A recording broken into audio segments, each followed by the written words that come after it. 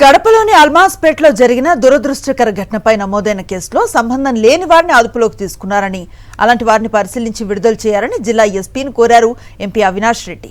ఆయనతో పాటు మాజీ డిప్యూటీ సీఎం అంజద్ భాషా, జిల్లా వైఎస్ఆర్సీపీ అధ్యక్షుడు రవీంద్రనాథ్ రెడ్డి ఎస్పీని కలిసి విన్నవించారు. దశాబ్దాలుగా మత సామరస్యానికి ప్రతీకగా కొనసాగుతున్న కడపలో అందరూ సంయమనాన్ని పాటించాలని కోరారు. ఎవరైతే అగ్రెసర్స్ ఎవరైతే ఇన్సిడెంట్లో పూర్తిగా ముందున్నారో వాళ్ళ వరకు చట్టం ప్రకారము ఏం చర్యలు తీసుకోవాలో తీసుకోండి.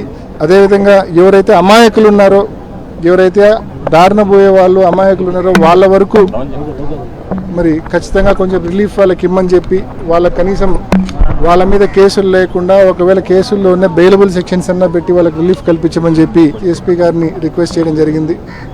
తప్పకుండా ఆ మేరకు ఎవరైతే కేసుల్లో మరి అగ్రెసివ్గా లేని వాళ్ళు ఎవరైతే ఉన్నారో, ఎవరైతే ఇన్నసెంట్ పీపుల్ ఉన్నారో వాళ్ళందరినీ కూడా మరి బెయిలబుల్ సెక్షన్స్ పెట్టే విధంగా చర్యలు తీసుకుంటామని చెప్పి కూడా చెప్పారు.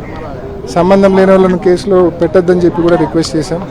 అదేవిధంగా భవిష్యత్తులో ఇటువంటి ఇష్యూస్ ఎప్పుడు కూడా రిపీట్ కాకుండా కడపలో ఇన్నేళ్లుగా దశాబ్దాల పాటు ఏదైతే మత సామరస్యానికి ప్రతీకగా కడప నిలిచిందో అది మళ్ళీ కంటిన్యూ అవ్వాలి.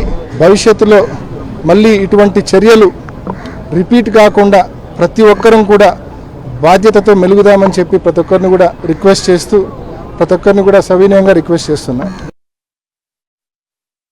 ఎవరైతే దీంట్లో ఫుల్గా ఇన్వాల్వ్ అయ్యారో వాళ్ళ మీద మీరు చట్టపరంగా చర్యలు చేపట్టండి.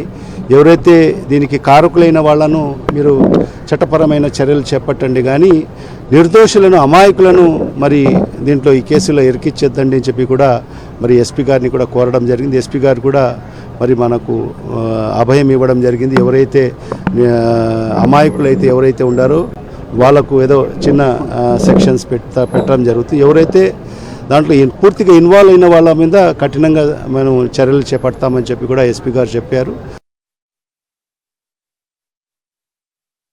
అందుకోసం నిజంగా ఎవరు చేసింటే వాళ్ళని తప్పకుండా కఠినంగా శిక్షించాల్సిన అవసరం తప్పకుండా ఉంది. భవిష్యత్తులో ఇటువంటి సంఘటనలు ఎప్పుడు కూడా పునరావృతం కాకోకుండా చూడాల్సిన బాధ్యత కూడా అధికారులపైన ఉంది. అలాగే పీస్ కమిటీ అనేది ఇప్పుడే ఫామ్ చేసినారని చెప్పేసి చెప్తున్నారు.